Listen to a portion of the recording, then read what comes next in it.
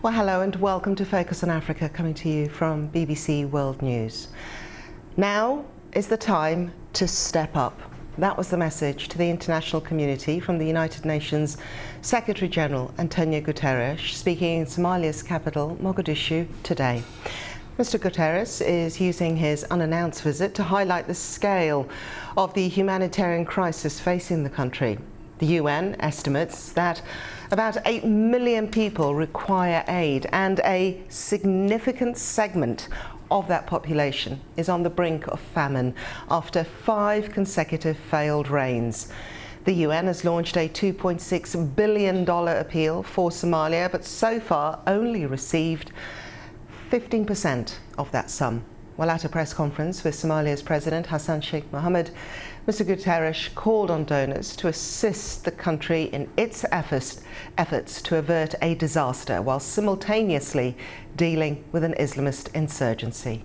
I call on the international community to step up their support, to urgently fund the 2023 Humanitarian Response Plan, which is currently just 15% funded.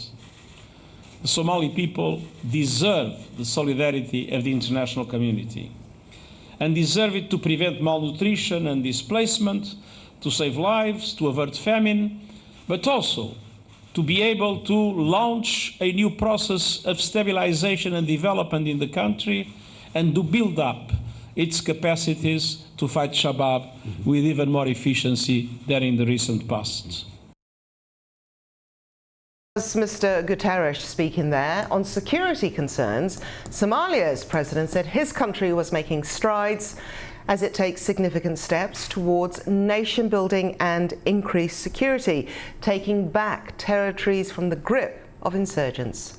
We have been partnering with the United Nations on the humanitarian sector and as well as on other important sectors in the reform of the state-building programs of Somalia.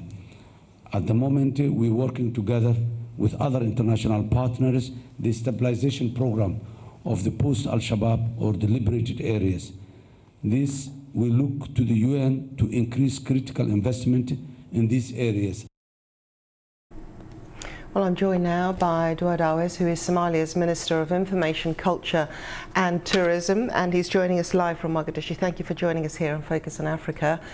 First off, the significance of this trip, it caught a lot of people off guard. Is it delivering on what Mr. Guterres is hoping? Are those donors listening? Thank you very much. I think the appeal made by the Secretary-General Guterres fell into the ears of the whole international community. And as he rightly said, that the funding is now standing only 15%, shows that there's still a need from the donors and the rest of the international community to increase their support to Somalia, because this is a situation that has been coming back and continuously affecting the people of Somalia. And many people now need some humanitarian aid, and without listening and responding to the call made by the Secretary-General and the President of Somalia, I think the situation will not be in a very positive way. Well, the President spoke then. We did play that clip for our viewers. He spoke about nation building and increasing and improving security. What exactly has he done?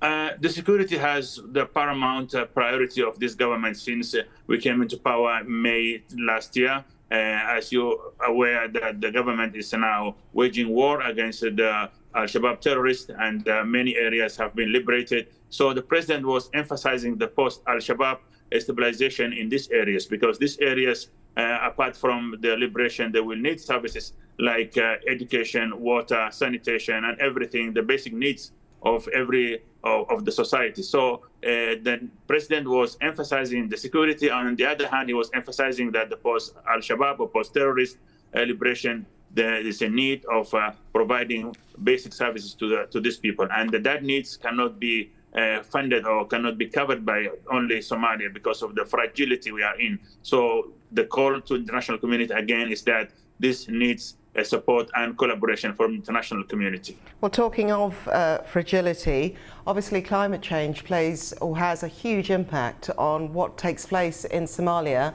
Mr. Guterres, who's been very vocal on the subject, did mention how this plays out in the country and also weighing up why it's so important. I just want to play a clip here for our viewers to listen to what he had to say.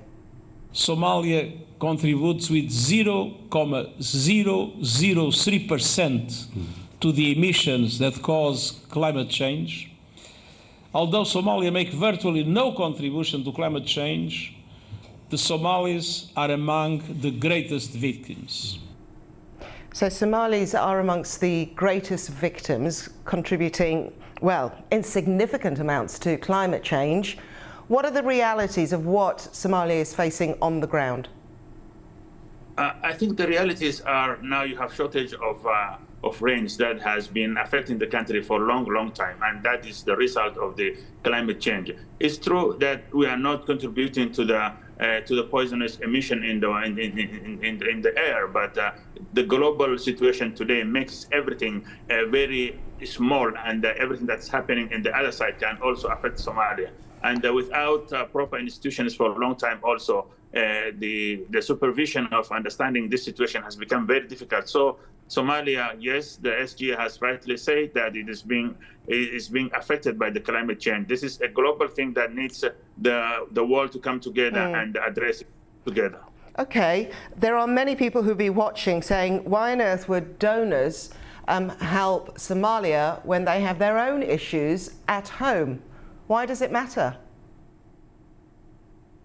And it matters because when we are talking the situations in Somalia, it's true that we have our own issues, like the security crisis that the government is now addressing, the humanitarian crisis that Somalia itself is trying to address. So all the other issues that are happening, it's not that can be only resolved here in Somalia, but it needs a collaboration from the neighboring countries, from the rest of the world, from the international community, because the globalization is real when it comes to issues like the global climate change.